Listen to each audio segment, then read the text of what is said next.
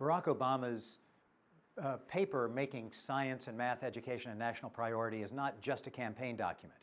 It's something that I know he takes very much to heart and wants to implement as a centerpiece of his administration.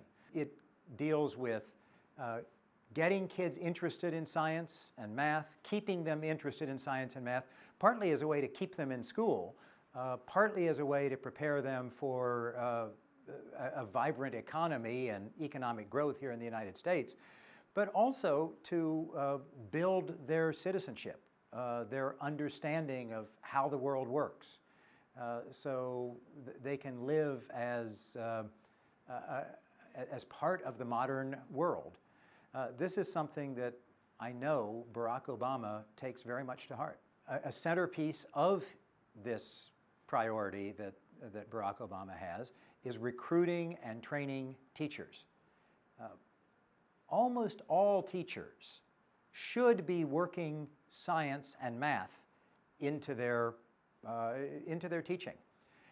Every elementary school teacher is called on to teach science and math.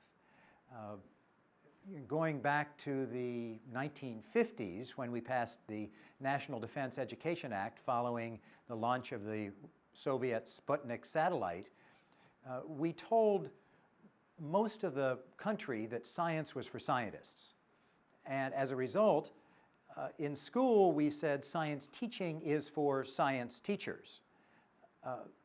Barack Obama understands that we need to broaden it so every teacher brings science, math, technology, engineering into the curriculum, and especially every elementary school teacher.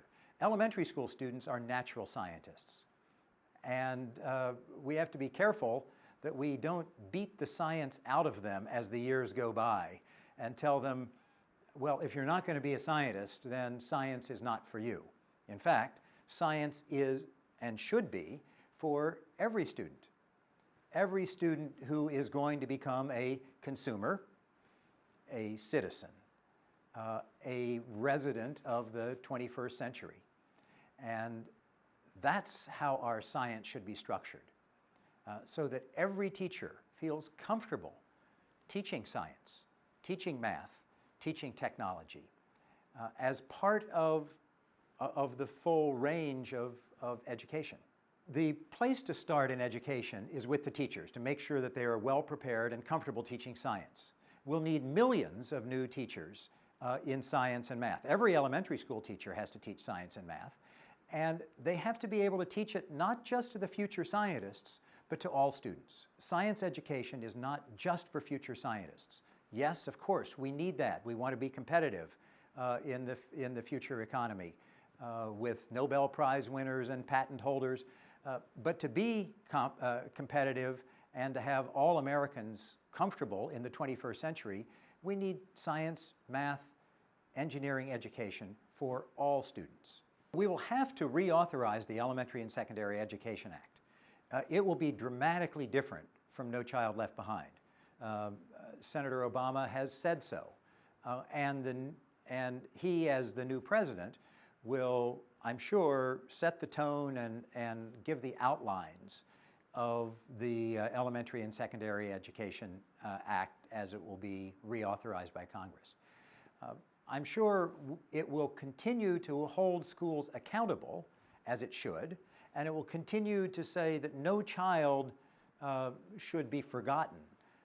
There should be, in the case of science and math education for every child, not just the future scientists and engineers. And there should be a way that every school can demonstrate that it is adding value, that each student is making progress. And I think those components will surely be in the education policy that Barack Obama sets and that Congress implements in the reauthorized Elementary and Secondary Education Act. Just as science is for everyone, anyone can learn to be an excellent teacher. We need to teach them excellent teaching skills before they begin and give them good professional development throughout their career, so that they will be able to approach every student and build on that student's interests to teach science, math, and technology to every student in America.